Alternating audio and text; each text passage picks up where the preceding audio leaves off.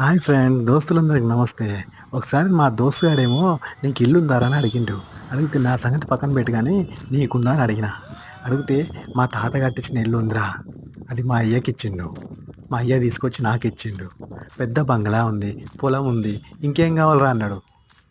అరే మీ తాత ఇచ్చిండు మీ అయ్యకి, మీ అయ్య నీకు ఇచ్చిండు. మీ అయ్య ఏం సంపాదించలేడు, నువ్వు కూడా ఏం సంపాదలే, అది మీ తాత సంపాదించింది కదరా.